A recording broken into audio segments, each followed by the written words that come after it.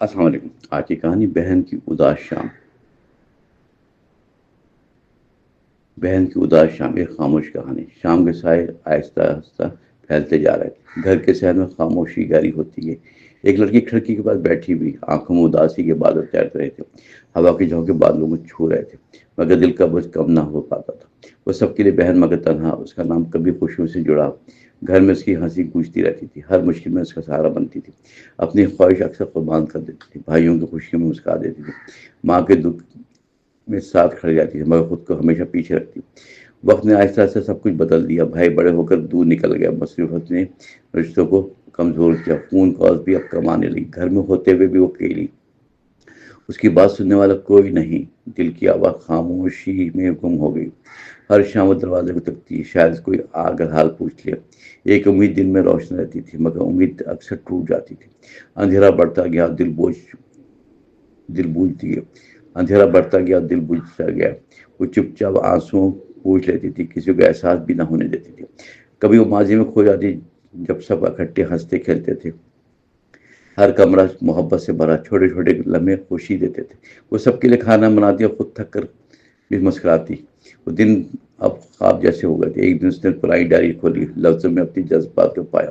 ہر صفحہ ایک کہانی سناتا تھا۔ اس نے آہستہ آنکھیں بند کر لی، جیسے وقت کو واپس لانا چاہتی تھی، مگر حقیقت پھر سامنے آ کھڑی ہوئی۔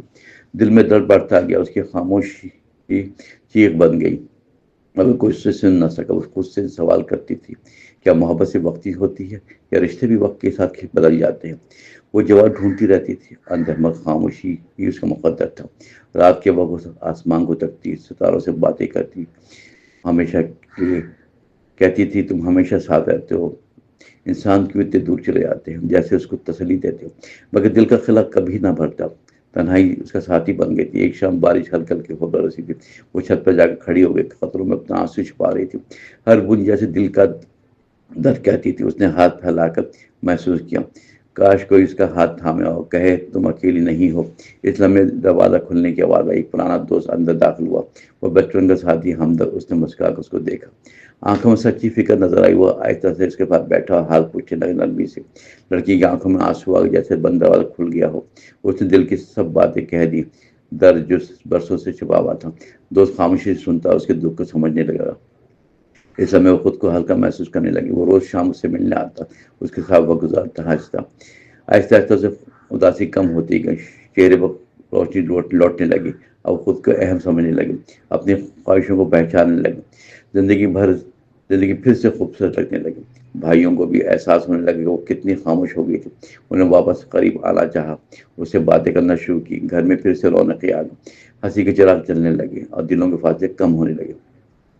وہ لڑکی پہلے جیسی نہ رہی، وہ مضبوط اور خوددار بن گئی تھی۔ اس نے سیکھ لیا اس سے محبت اور اپنے لیے وقت نکالنا۔ اب وہ دوسروں کے لیے جیتی، مگر خود کو بھولتی نہیں تھی۔ یہ اس کی نئی پہچان تھی۔ کہانی میں سبق دیتی کہ ہر دل کو توجہ چاہیے ہوتی ہے، خاموشی بھی ایک آواز رکھتی ہے، جیسے سننا ضروری ہوتا ہے ہمیشہ۔ محبت سے دینا ہی کافی نہیں، کبھی خود کے لیے بھی جینا ہوتا ہے۔ محبت سے دنیا ہی نہیں کافی ہے، محبت سے دینا ہی کافی نہیں، کبھی خود کے لیے بھی جینا، یہ زندگی کا اصل توازن ہے۔